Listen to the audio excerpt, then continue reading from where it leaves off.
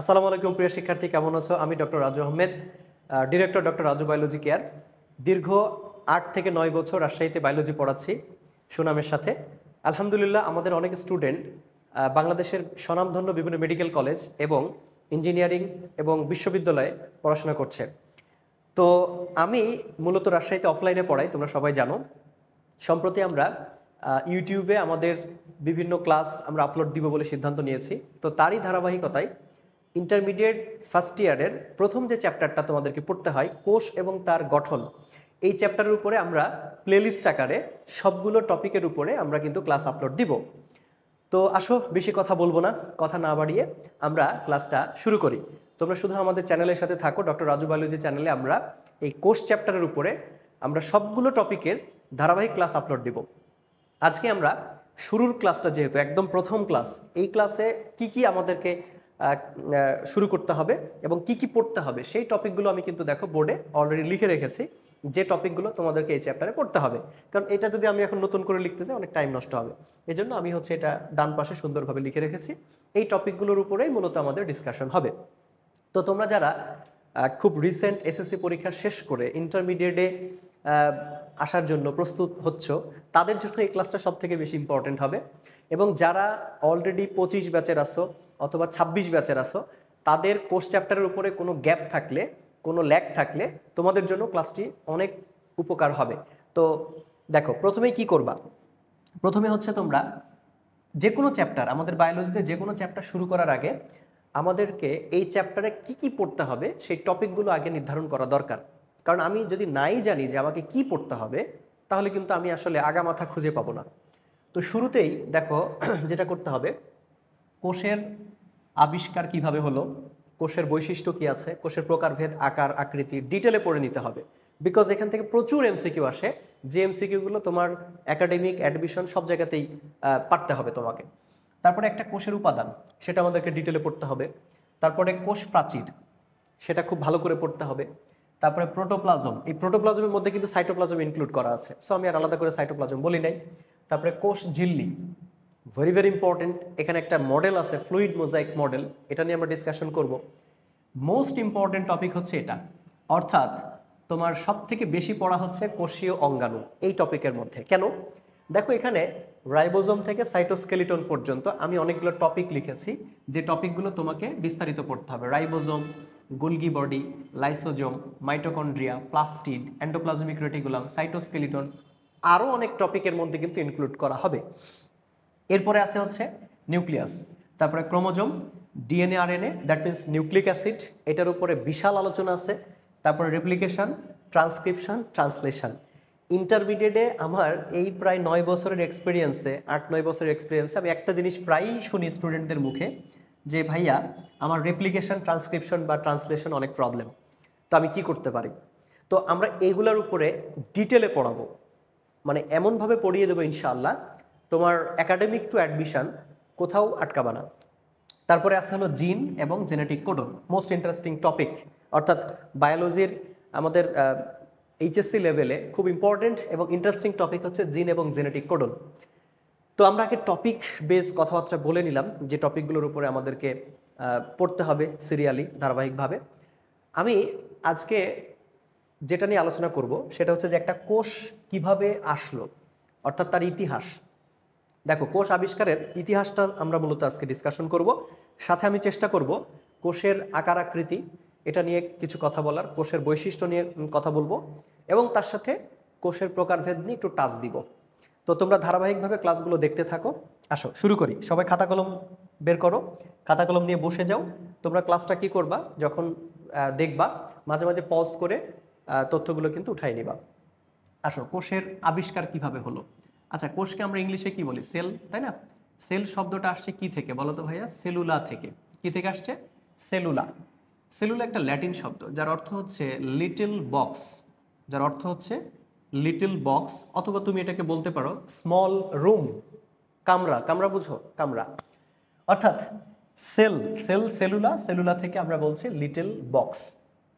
তো এইভাবে কিন্তু সেল শব্দটা আসছে। তো এর একটা বিশাল বড় একটা ইতিহাস আছে। ইতিহাসটা কত?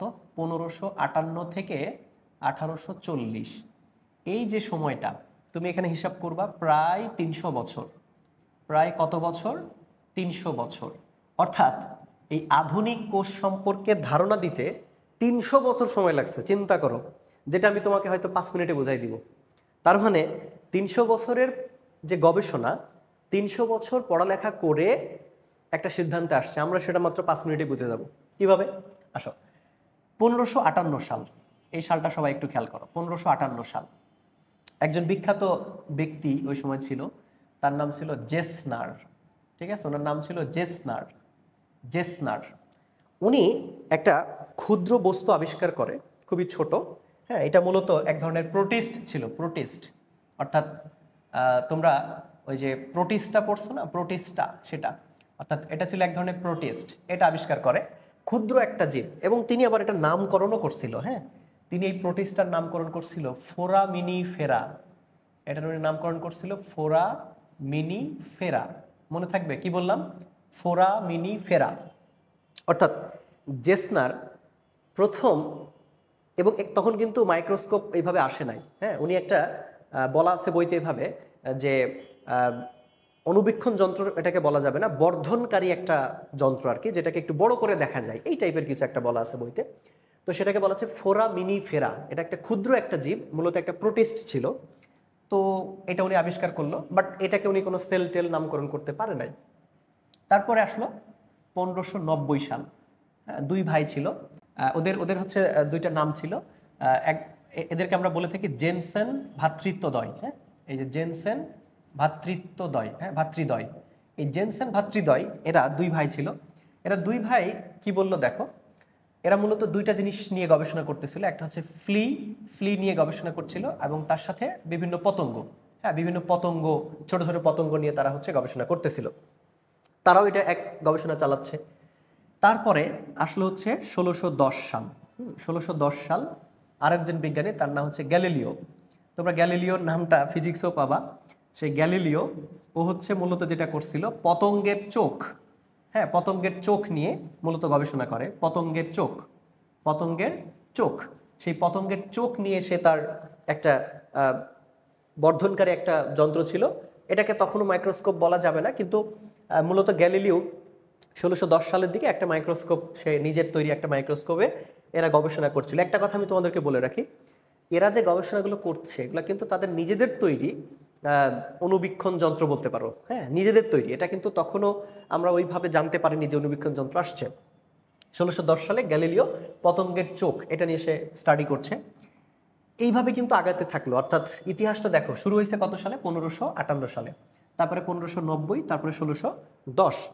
ওই সমসাময়িক সময়ে আরেকজন বিজ্ঞানী ছিল, তার নাম ছিল হচ্ছে মালপিজি। ওই গ্যালিলিওর ঠিক পরবর্তী সময়, এখানে সালটা উল্লেখ করা নাই। মালপিজি, হ্যাঁ, মার্সেলো মালপিজি, যেটা তোমরা এরপরে আমাদের ঘাসফড়িং চ্যাপ্টারও কিন্তু শুনবা। মালপিজি ওই সময় উনি একটা কথা বলল যে প্রত্যেকটা জীবের যে টিস্যু আছে, সেই টিস্যুগুলো মূলত একটা একক দিয়ে তৈরি। হ্যাঁ, সেটার উনি নাম দিলেন হচ্ছে ইউট্রিকল। উনি ওটার নাম দিলেন কি? ইউট্রিকল। ওটার নাম দিলেন হচ্ছে ইউট্রিকল। কথা বোঝা গেল? এই যে এখান থেকে একটা কনসেপ্ট আমাদেরকে গ্রো করতে হবে। কি কনসেপ্ট? দেখো ভাইয়া, তোমরা খেয়াল করো, এখান থেকে আমাদের একটা কনসেপ্ট গ্রো করতে হবে। সেটা হচ্ছে যে এই ইউট্রিকল শব্দটাই পরবর্তীতে এখান থেকে কিন্তু কোষের সূত্রপাত। আমরা আরেকবার একটু বলে আসি, তাই না? বলো, আমরা কি বললাম? সেল শব্দটা আসছে কি থেকে? সেলুলার থেকে। সেলুলার শব্দের অর্থ কি? Little box. আমরা বললাম সেলের আবিষ্কারের ইতিহাসটা শুরু হয়েছে 1558 সাল থেকে, এবং আধুনিক সেল পর্যন্ত, মানে এখন আমরা যে সেলটা নিয়ে পড়াশোনা করছি, এই পর্যন্ত আসতে সময় লাগছে প্রায় 300 বছর। তারপরে আমরা 1558 সালে দেখলাম ফোরামিনিফেরা বলে একটা অণুজীবের কথা বলা হচ্ছে, প্রোটিস্টের কথা বলা হচ্ছে। তারপরে জেনসেন ভ্রাতৃত্বদ্বয়, ওরা ফ্লি বা পতঙ্গ নিয়ে গবেষণা করলো। তারপরে 1610 সালে গ্যালিলিও পতঙ্গের চোখ তার নিজের তৈরি অনুবীক্ষণ যন্ত্রে পরীক্ষা করলো। এরপরে আসলো মালপিজি। মালপিজি করলো কি? বলল যে প্রত্যেকটা প্রাণীর, প্রত্যেকটা জীবের দেহ যে টিস্যুগুলো থাকে সেটা মূলত ইউট্রিকল নামের একটা একক দ্বারা গঠিত। মূলত একটা জিনিস তোমরা খেয়াল করো, এই ইউট্রিকল থেকেই পরবর্তীতে আমরা যে এখন কোষ বা সেল শব্দটা পাইলাম, এখান থেকে কিন্তু আসছে। এখন হয়তো অনেকে বলবা, ভাই আমরা তো জানি যে কোষের আবিষ্কারক হচ্ছে রবার্ট হুক, এই টাইপের। কিন্তু রবার্ট হুক এর আগেও কিন্তু এই ইতিহাসগুলো আছে। তাহলে আমরা কিন্তু 1610 সাল পর্যন্ত আসছি, ঠিক আছে? ওকে, এবার আমরা পরেরটাতে যাই। পরের স্লাইডে দেখো, এরপরে আমি বলবো 1832 সাল, ঠিক আছে? 1800 কত 32 সাল বা 1831 সাল, এটাকে তুমি 1831 বলতে পারো, 31 বা 32। এই সময়টাতে আরেকজন বিখ্যাত ব্যক্তি, তার নাম ছিল হচ্ছে রবার্ট ব্রাউন। রবার্ট ব্রাউন, হ্যাঁ, রবার্ট ব্রাউন কি করে ফেললো ওই সময়? নিউক্লিয়াস আবিষ্কার করে ফেললো। ভেরি ইম্পর্টেন্ট একটা আবিষ্কার। এই সময় হচ্ছে নিউক্লিয়াস আবিষ্কার করলো রবার্ট ব্রাউন। কত সালে? 1831 সালে। তারপরে 1840 সালে তোমরা আরেকজন বিজ্ঞানীর নাম শুনবা, তার নাম হলো পারকিনজে, ঠিক আছে? বিজ্ঞানী পারকিনজে। এই পারকিনজে কি করলো দেখো, পারকিনজে আবিষ্কার করে ফেললো হচ্ছে, নামকরণ করলো হলো প্রোটোপ্লাজম। প্রোটোপ্লাজম শব্দটা প্রথম কিন্তু আসলো। এই যে প্রোটোপ্লাজম শব্দটা আসলো, তখন থেকেই কিন্তু আধুনিক সেল বা হচ্ছে কোষ, এটার ধারণা আসলো। কিন্তু কাহিনী হচ্ছে, কোষের যে আসল আবিষ্কারক, তার নাম আমরা কোথায় পেলাম? আচ্ছা, আমরা এখানে একটা জিনিস একটু বলে রাখি। আমি ইতিহাসটা বলতেছি, তার মধ্যে আবার আরেকটা কথা এখানে চলে আসে। আমরা আগে কি দেখলাম? 1610। তাহলে 1610 এবং 1831-এর মাঝে আরেকটা ঘটনা ঘটে গেছে। সেটা কত? 1665 সাল। এই 1665 সালে একজন বিখ্যাত ব্যক্তির জন্ম, মানে বিখ্যাত ব্যক্তি এই সময় ছিল, তার জন্ম আরও আগে। তার নাম ছিল রবার্ট হুক। এই রবার্ট হুক ওই যে ইউট্রিকল আবিষ্কার করলো, বিজ্ঞানী হচ্ছে, আমরা যেটাকে বলতেছি মালপিজি। পরবর্তীতে এই যে রবার্ট হুক 1665 সালে ওই ইউট্রিকলটাকেই উনি মূলত সেল নামকরণ করছে। এখন কথা হচ্ছে, এদের মধ্যে সেল বা কোষের জনক কাকে তাহলে বলা হবে? তোমরা খুব ভালো করেই জানো যে 1665 সালে রবার্ট হুকই প্রথম সেল শব্দটাকে ধারণা দেয়। এবং এদের মধ্যে যদি বলে যে কোষের আবিষ্কার কে করছে, তাহলে উত্তর কিন্তু তোমরা দাগাবা হচ্ছে আমাদের রবার্ট হুক 1665 সালে। তার মানে আমরা সালগুলো কি কি আরেকবার বলি। 1558, তারপরে গেল হচ্ছে 1590, তারপরে 1610, তারপরে হচ্ছে 1665, 1831, 1840। তো রবার্ট হুকের যে সেল আবিষ্কারের একটা ইতিহাস, সেটাই আমরা একটু জানি। আসো, রবার্ট হুক কিভাবে সেল শব্দটাকে পেল? তো রবার্ট হুক মূলত উনি ছিল হচ্ছে একজন ল্যাব সহকারী। কথা বলছো? ল্যাব সহকারী। তোমরা রয়্যাল সোসাইটি অফ লন্ডন, হ্যাঁ, একটা ল্যাব ছিল রয়্যাল সোসাইটি অফ লন্ডনে। তো এই যে একটা প্রতিষ্ঠান, এটার উনি ল্যাব সহকারী ছিল। তো যেহেতু ল্যাব সহকারী ছিল, তো তার মানে সে একটা বিষয় নিয়ে চিন্তা করতেছিল, হ্যাঁ। তো চিন্তা করার সময় তার হাতে একটা কর্ক ছিল। কর্ক, কর্ক বুঝো তোমরা? ল্যাবরেটরিতে দেখবা যে বিভিন্ন বোতলের মুখ কাঠের কর্ক দিয়ে কিন্তু বন্ধ করা থাকে। তো ওই চিন্তা করার সময় সেই তার হাতে একটা কর্ক ছিল। তো সেই কর্ক থেকে ছোট্ট একটা অংশ, এখান থেকে একটা ছোট্ট অংশ সে আলাদা করে তার নিজের তৈরি একটি মাইক্রোস্কোপে পর্যবেক্ষণ করলো। ভালো করে বুঝতে হবে কিন্তু, হ্যাঁ। অর্থাৎ সে মূলত ছিল একজন ল্যাব সহকারী। সে হচ্ছে একটা কর্ক থেকে ছোট্ট একটা অংশ নিজের তৈরি মাইক্রোস্কোপে পরীক্ষা করলো।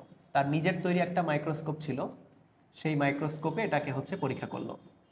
ছোট্ট একটা অংশ মাইক্রোস্কোপে পরীক্ষা করলেন এবং পরীক্ষা করার পরে তার তো মানে সে পুরাই একেবারে কি বলবো, যে নতুন একটা জিনিস সে দেখতে পেল। কীরকম?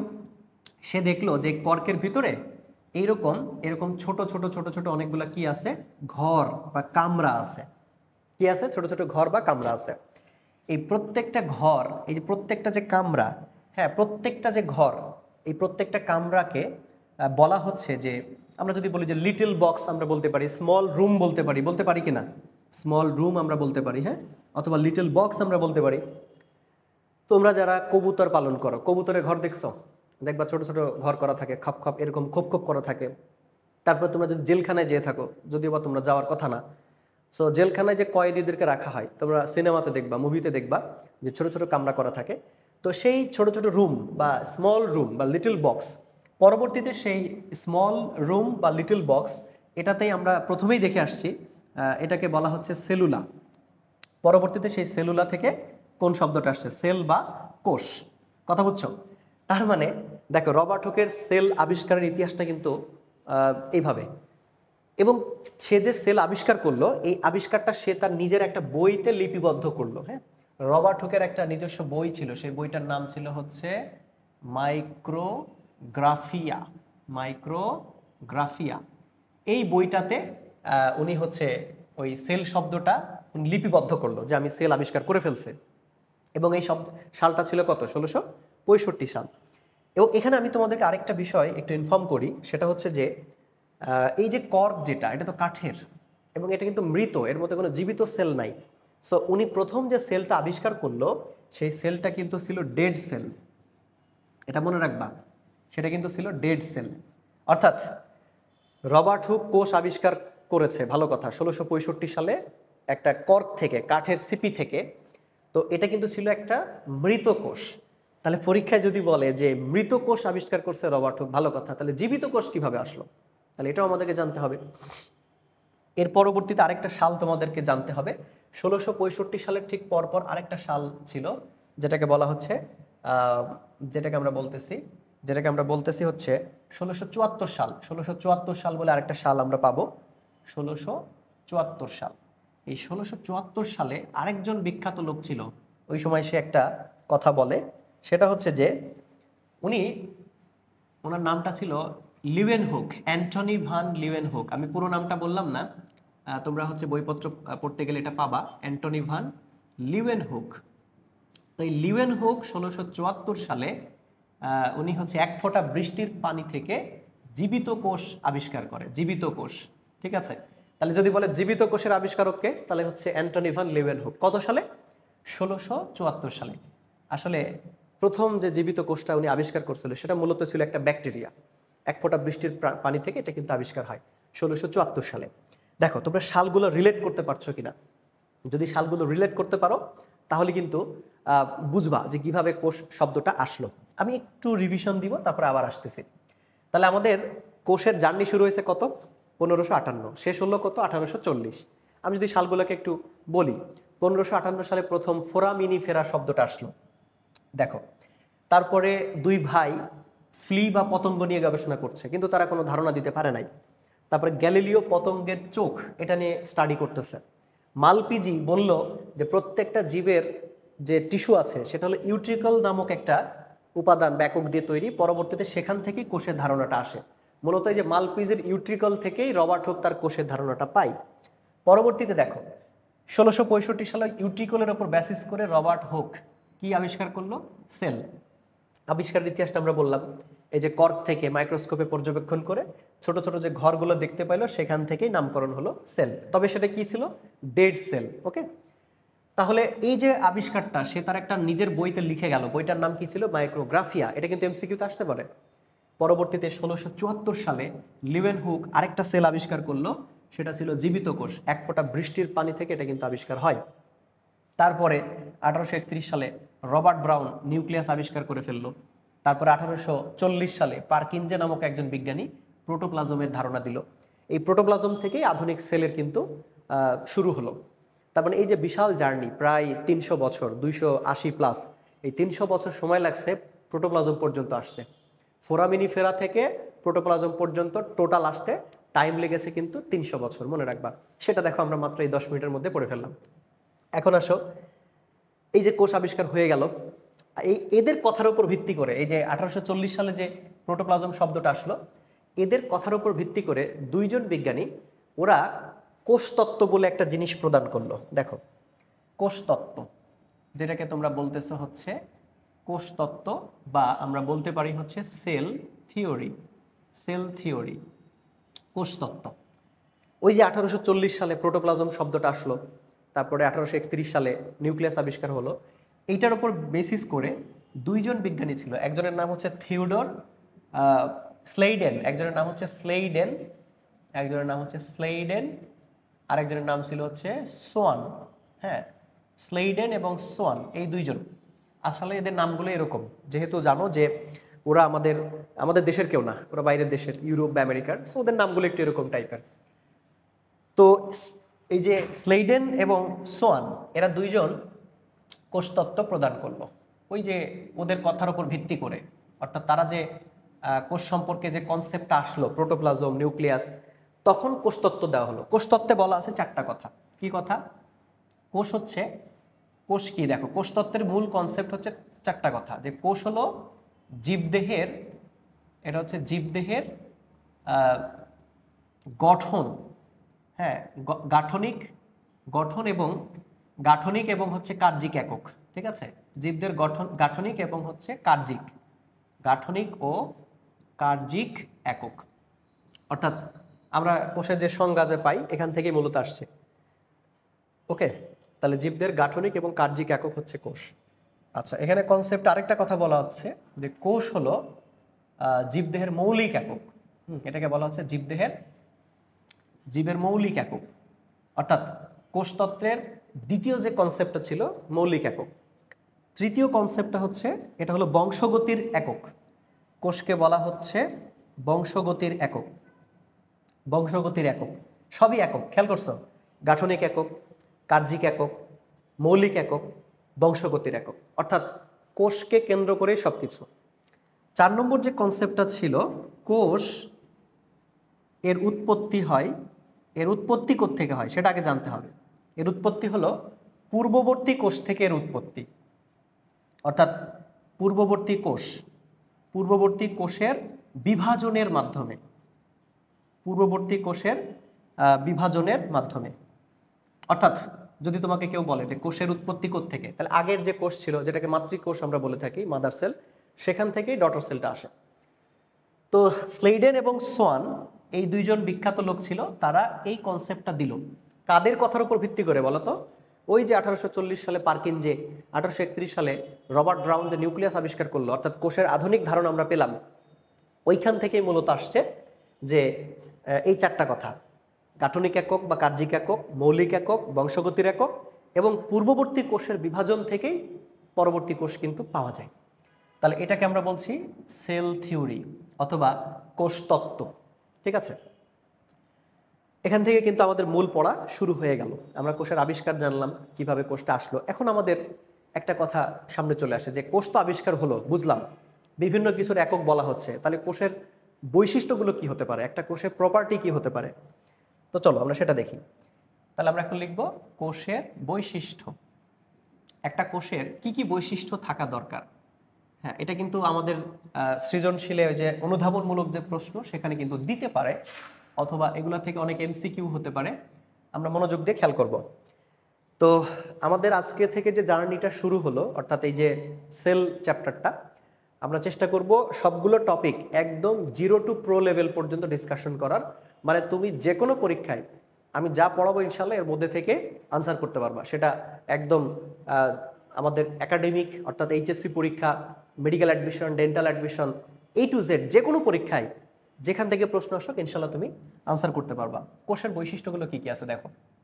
কোষের 1 নম্বর যে ফিচার প্রপার্টিস থাকবে সেটা হচ্ছে যে এই যে কোষটা আমরা যেটা দেখতে যাচ্ছি, এটার ইম্পর্টেন্ট ফিচার হচ্ছে একটা তার বৃদ্ধি, অর্থাৎ এটা হলো বৃদ্ধি পাবে, মানে তার বৃদ্ধি থাকতে হবে, একটা কোষ বৃদ্ধি পাবে, সেল ডিভিশনের মাধ্যমে সংখ্যা বৃদ্ধি পাবে। দ্বিতীয় যে প্রপার্টিস এর থাকবে সেটা হলো সাড়া প্রদান। হ্যাঁ, ওর কিন্তু সাড়া প্রদানের ক্ষমতা থাকতে হবে, সাড়া প্রদানের ক্ষমতা থাকতে হবে। অর্থাৎ ধরো যেটাকে আমরা বলি যে কোনো সাড়া প্রদান করবে সে, তাকে আমরা যদি কোনো একটা ইনপুট দিই তাহলে সে আমাদেরকে আউটপুট দিবে, এরকম টাইপের বোঝানো হচ্ছে। তারপরে তৃতীয় যে কনসেপ্টটা, তাদের কিন্তু অভিযোজন এবং রূপান্তর ক্ষমতা থাকতে হবে। এদের কিন্তু অভিযোজন এবং হচ্ছে রূপান্তর, ঠিক আছে, অভিযোজন এবং রূপান্তর, তারা চাইলে যে কোনো কিছুতে রূপান্তরিত হতে পারে, একটা সেল থেকে আরেকটা সেলে রূপান্তরিত হতে পারে, এই ক্ষমতা কিন্তু সেলের আছে, এই বৈশিষ্ট্য আছে। তারপরে আমি যদি কনসেপ্ট বলি যে তাদের কিন্তু মৃত্যু থাকতে হবে, মৃত্যু, ডেথ, সেল ডেথ। তোমাদের আমি যখন কোষ বিভাজন চ্যাপ্টার পড়াবো বা আমার অফলাইন ব্যাচে যারা পড়ো, কোষ বিভাজন চ্যাপ্টারে তোমরা সেল ডেথ বলে একটা শব্দ শুনেছো, সেল ডেথ। তো নেক্রোসিস এবং অ্যাপোপ্টোসিস বলে দুইটা টার্ম আছে। সেই প্রক্রিয়া একটা কোষের কিন্তু মৃত্যু হয়। তারপরে এখানে তুমি আরও একটা টার্ম শুনবা কোষের বৈশিষ্ট্যের মধ্যে, সেটা হচ্ছে যে আমরা যদি বলে থাকি এরকম কথা যে কোষ কি করতে পারে, সিনথেসিস ক্ষমতা তার আছে। সিনথেসিস শব্দটা আমি যদি এভাবে বলি, সিনথেসিসের বাংলা কি জানো? সংশ্লেষণ। হ্যাঁ, তোমরা দেখবা আমাদের বায়োলজি বইতে অনেক জায়গায় এই শব্দটা পাও, সিনথেসিস, সংশ্লেষণ। যেমন তোমরা বলো না প্রোটিন সংশ্লেষণ, কার্বোহাইড্রেট সংশ্লেষণ, এরকম। অর্থাৎ সংশ্লেষণ মানে হচ্ছে একটা থেকে আরেকটা তৈরি হওয়া। সেলের কিন্তু এই ক্ষমতা আছে। তারপর আমি যদি আরেকটা বলি যে সেলের আরেকটা প্রপার্টিজ হচ্ছে হোমিওস্ট্যাসিস। এই শব্দটা তোমরা এর আগে হয়তো শুনবা না, হোমিওস্ট্যাসিস বলে একটা শব্দ আছে। What is homeostasis? অর্থাৎ সেল স্বয়ংক্রিয়ভাবে সে কি করতে পারে, তার পরিবেশটাকে সে নিয়ন্ত্রণ করতে পারে, তার বাইরের ভিতরের পরিবেশটাকে সে কন্ট্রোল করতে পারে, এটাকে আমরা বলছি হোমিওস্ট্যাসিস। এগুলো নিয়ে আমরা পরে আরও ডিসকাশন করব, সামনে আরও পাবো। তাহলে কোষের আমরা যে বৈশিষ্ট্যগুলো বললাম, অর্থাৎ একটা করে শব্দ দিয়ে আমরা বলতেছি যে কোষের বৃদ্ধি থাকবে, এবং সে এখানে তোমরা একটা কথা মনে রাখবা, অবশ্যই এই বৃদ্ধির মধ্যে একটা কথা তোমরা মনে রাখবা, পূর্ববর্তী কোষ, সেই পূর্ববর্তী কোষ থেকে পরবর্তী কোষ পাওয়া যাবে। এটা আমরা কোষ তত্ত্বের মধ্যেও পড়ে আসলাম, তাই না? পূর্ববর্তী কোষ বিভাজিত হয়ে পরবর্তী কোষ তৈরি করে, তারপরে সাড়া প্রদান করে, যে কোনো উদ্দীপনার প্রতি সে সাড়া প্রদান করে। অভিযোজন বা রূপান্তর ক্ষমতা কিন্তু সেলের আছে। অবশ্যই সেলের মৃত্যু আছে। তারপরে সিনথেসিস, অর্থাৎ সে চাইলে সংশ্লেষণ করতে পারে, হোমিওস্ট্যাসিস ইত্যাদি। এগুলোকে আমরা একটা কোষের প্রপার্টিজ বলতে পারি, বা কোষের বৈশিষ্ট্য আমরা বলতে পারি।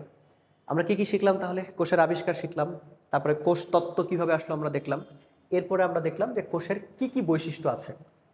তাহলে দেখো, সেল সম্পর্কে আমরা মোটামুটি একটা ধারণা কিন্তু এখন পেয়ে গেছি। এখন আসো, এই যে কোষ আবিষ্কার হলো, তাহলে প্রথমত একটা প্রশ্ন থেকে যায় যে কোষের তাহলে আকার কত, অর্থাৎ কোষগুলো দেখতে কীরকম বা তার সাইজগুলো কীরকম। এখান থেকে কিন্তু আমাদের কিছু প্রশ্ন পরীক্ষাতে আসে। তাহলে আমরা এখন শিখবো হলো কোষের আকার, অর্থাৎ কোষের সব থেকে বড় কোষ কোনটা, সব থেকে ছোট কোষ কোনটা, এগুলো নিয়ে আমরা মূলত এখন কথা বলবো। ঠিক আছে, চলো আমরা পরের স্লাইডে যাই।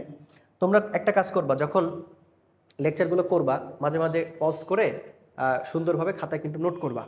তাহলে আমি একটা কথা সবসময় বলে থাকি যে রেডিমেড কোনো বই থেকে পড়ার থেকে তুমি নিজে যদি হ্যান্ড নোট করে পড়ো, এটা সব থেকে বেস্ট। কেন? কারণ হচ্ছে কি, যে মানুষ যেটা কষ্ট করে অর্জন করে সেটার মূল্যায়ন বেশি করে।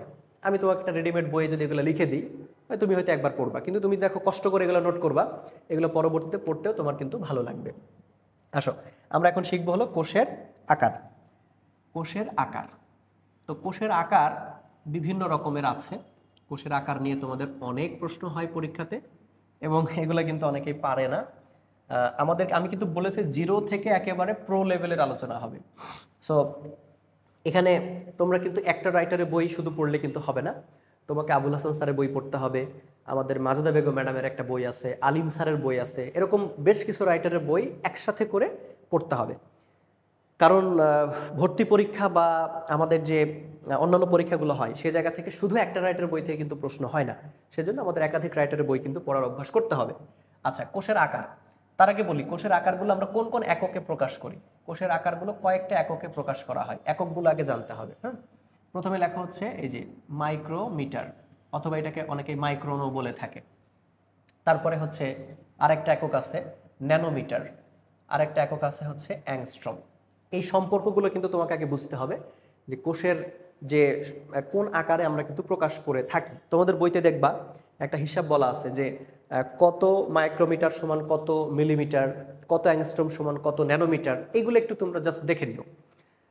তাহলে কোষ পরিমাপের একক, কোষ পরিমাপের একক হচ্ছে যেগুলা মাইক্রোমিটার বা মাইক্রন, ন্যানোমিটার, অ্যাংস্ট্রম ইত্যাদি। এখন আমি যদি বলি যে জীবজগতে সব থেকে ক্ষুদ্রতম কোষ, যেটা পরীক্ষায় আসে, খুব আসে পরীক্ষাতে, তোমাদের পরীক্ষায় সব থেকে এই প্রশ্নগুলো আসে, সেটা কি? সেটা হচ্ছে মাইকোপ্লাজমা গ্যালিসেপ্টিকাম বলে একটা ছোট্ট জীব আছে, মাইকোপ্লাজমা গ্যালিসেপ্টিকাম। এই যে মাইকোপ্লাজমা গ্যালিসেপ্টিকাম, এটা হলো পৃথিবীর সব থেকে ক্ষুদ্রতম জীব, সব থেকে ক্ষুদ্রতম জীব বা ক্ষুদ্রতম কোষ বলতে পারো তোমরা। এটার আকার হচ্ছে 0.1 মাইক্রোমিটার মাত্র, অর্থাৎ এতটাই ক্ষুদ্র যে তুমি এটাকে খালি চোখে তো দেখতেই পাবা না, তোমার ইলেকট্রন মাইক্রোস্কোপ লাগবে। এই যে দেখো, ইলেকট্রন মাইক্রোস্কোপ কথাটা কিন্তু এখন আসলো। অর্থাৎ আমরা কোষ দেখবো কোথায়? কোষ আমাদের দেখার জন্য লাগবে হচ্ছে মাইক্রোস্কোপ, ইলেকট্রন মাইক্রোস্কোপ। মাইক্রোস্কোপ কয়েক রকমের আছে। তোমরা একটা দেখো যে আলোক অনুবীক্ষণ যন্ত্র, যেটা আলো দিয়ে আমরা করি, এটার ভিজিবিলিটি অতটা ভালো হয় না। তবে ইলেকট্রন মাইক্রোস্কোপ, তারপরে বর্তমানে আরও বেশি অত্যাধুনিক মাইক্রোস্কোপ আসছে, সেগুলোতে এটা কিন্তু পর্যবেক্ষণ করা হচ্ছে। এবার আমি যদি বলি যে আয়তনের দিক থেকে সব থেকে বড় কোষ, ঠিক আছে, আয়তনের দিক থেকে সব থেকে বড় কোষ কোনটা? তাহলে বলতে হবে উট পাখির ডিম। উট পাখির ডিম, উট পাখির ডিম, এটা হলো সব থেকে বড়। তো এটার আয়তন নিয়ে কয়েকটা বইতে কয়েক রকমভাবে বলা আছে। কোনো বইতে বলা আছে 16.5 সেন্টিমিটার, ইন্টু হচ্ছে 12.5। এখানে দুটো মান কেন হলো? ওই যে একটা হচ্ছে একটু লম্ব বরাবর, একটা হলো পার্শ্ব বরাবর, এভাবে আর কি। এটা তুমি যদি আমাদের অন্যান্য বইতে দেখো, কোনো বইতে বলা আছে 17 সেন্টিমিটার ইন্টু 13 সেন্টিমিটার, এটা 0.5 কম বেশি আছে। তো আমরা শিখলাম সব থেকে ছোট কোষ, আয়তনের দিক থেকে সব থেকে বড় কোষ। এই দুইটাই কিন্তু ভাইয়া একটা হলো, এটা প্রাণীদের ক্ষেত্রে বলছি বা অণুজীবের ক্ষেত্রে বলছি, কিন্তু উদ্ভিদের ক্ষেত্রে যদি আমরা বলি, উদ্ভিদের ক্ষেত্রে আমি যদি এই কথাটা বলি, উদ্ভিদের ক্ষেত্রে তাহলে কি হবে? যদি বলে যে এককোষী, হ্যাঁ, যদি বলে যে এককোষী উদ্ভিদ কোষ, এককোষী উদ্ভিদ কোষ, হ্যাঁ, যেটা আছে, এককোষী উদ্ভিদ কোষ যেটা আছে এবং তার সাইজ, এগুলো নিয়ে আমরা মূলত কথা বলবো। এককোষী উদ্ভিদ কোষ একটা আছে অ্যাসিটাবুলারিয়া, অ্যাসিটাবুলারিয়া, এটা একটা। আরেকটা হচ্ছে বহুকোষী উদ্ভিদ কোষ, হ্যাঁ, বহুকোষী উদ্ভিদ কোষ, বহুকোষী উদ্ভিদ কোষ। তোমরা একটা উদ্ভিদের নাম শুনবা, র্যামি। র্যামি নামক একটা উদ্ভিদ আছে, তার বাকল, এই বাকল, ওকে, এগুলা কিন্তু সব থেকে বড় কোষ, ঠিক আছে, উদ্ভিদের ক্ষেত্রে সব থেকে বড় কোষ এগুলা, উদ্ভিদের ক্ষেত্রে বড় কোষ। তো এই যে অ্যাসিটাবুলারিয়া, এটার কোষের সাইজ হচ্ছে মোটামুটি 5 থেকে 10 সেন্টিমিটার। আর এই যে বহুকোষী যেটা তোমার উদ্ভিদের কথা বলা হচ্ছে, র্যামি উদ্ভিদের বাকল, এর মোটামুটি সাইজ হচ্ছে 55 সেন্টিমিটার। ওকে, এগুলো কিন্তু এক একটা কোষের সাইজের কথা বলা হচ্ছে, সেন্টিমিটার হিসাব করো। তার মানে আমরা কিন্তু কোষের পরিমাপের একক আরও পাইলাম, সেন্টিমিটার পাইলাম, তারপরে মিলিমিটার পাবো। তাহলে centimetre, millimetre, micrometre, nanometre, angstrom, এই সবগুলো এককে কিন্তু আমরা সেলকে পরিমাপ করতে পারি। তাহলে সব থেকে ক্ষুদ্রতম কোষ, আয়তনের দিক থেকে সব থেকে বড় কোষ এককোষী উদ্ভিদ কোষ অ্যাসিটাবুলারিয়া। বহুকোষী উদ্ভিদ কোষ সব থেকে বড় কোষ, তার নাম হচ্ছে, তার গাছের বাকল থেকে পাওয়া গেছে, র্যামি গাছের বাকল থেকে 55 সেন্টিমিটার। ওকে, এগুলো তোমরা আবুল হাসান স্যারের বইতে এগুলো নাও পেতে পারো, এগুলো অন্যান্য বিভিন্ন রাইটারের বইতে কিন্তু এগুলো আছে। সো এগুলোও আমাদেরকে একটু পড়তে হবে। এরপরে আমাদের আরও কিছু প্রশ্ন এখানে আছে, সবই তো বললাম। তাহলে মানব দেহ নিয়ে একটু বলা যাক, মানব দেহের সব থেকে বড় কোষ কোনটা, সব থেকে ছোট কোষ কোনটা, হ্যাঁ, এই জিনিসগুলো নিয়ে আমাদের একটু আলোচনা করা দরকার। এখন আমি যদি বলি যে, এইদিকে খেয়াল করো তোমরা, যদি বলা হয় যে মানব দেহে সব থেকে বড় কোষ কোনটা, কেউ বলতে পারবা মানব দেহের সব থেকে বড় কোষ কোনটা? মানব দেহের সব থেকে বড় কোষ হচ্ছে ডিম্বাণু। মানব দেহের সব থেকে বড় কোষ হচ্ছে ডিম্বাণু, এটার আকার হচ্ছে 0.1 মিলিমিটার, ঠিক আছে, সব থেকে বড় কোষ এটা হচ্ছে ডিম্বাণু। আর মানবদেহের সব থেকে ছোট কোষ, ছোট কোষ হচ্ছে শুক্রাণু, ছোট কোষ হচ্ছে শুক্রাণু, এটার আকার হচ্ছে 2.5 মাইক্রন বা মাইক্রোমিটার। মাইক্রন আর মাইক্রোমিটার কিন্তু একই কথা। হ্যাঁ, এখানে একটা কথা আছে, তোমাদের বিভিন্ন বইতে এটা থাকতে পারে যে মানবদেহের সব থেকে ছোট কোষ লিম্ফোসাইট বা অনুচক্রিকা, কিন্তু ভাইয়া তাদের আকার তোমাদেরকে জানতে হবে, তাদের আকার কিন্তু 5 মাইক্রন বা 6 এরকম। সব থেকে ছোট হলো শুক্রাণু, 2.5 মাইক্রন, এটা কিন্তু মনে রাখো। তাহলে আমরা এখান থেকে যে ইনফরমেশনগুলো পেলাম, this is very very important for MCQ. যদি বলে সব থেকে মানবদেহের ক্ষুদ্রতম কোষ মাইক্রোপ্লাজমা, আয়তনের দিক থেকে বড় কোষ উট পাখির ডিম, তারপরে এককোষী উদ্ভিদ কোষ বড় কোষ 5 থেকে 10 সেন্টিমিটার, ওই যে অ্যাসিটাবুলারিয়া। তারপরে আমরা পেলাম হচ্ছে বহুকোষী উদ্ভিদ র্যামি গাছের বাকল 55 সেন্টিমিটার। মানবদেহের সব থেকে বড় কোষ হচ্ছে ডিম্বাণু, আর সব থেকে ছোট কোষ হচ্ছে শুক্রাণু। তা আমরা কোষের আকার পেয়ে গেলাম। This is very very important, এই যে কোষের আকার, এই যে ক্লাসটা, এই টপিকটুকু কিন্তু আমাদের জন্য ভেরি ভেরি ইম্পর্টেন্ট। এটা তোমরা কিন্তু মনোযোগ দিয়ে এই তথ্যগুলো কিন্তু অ্যাড করে নাও, মানে তোমাদের খাতায় লিখে নাও।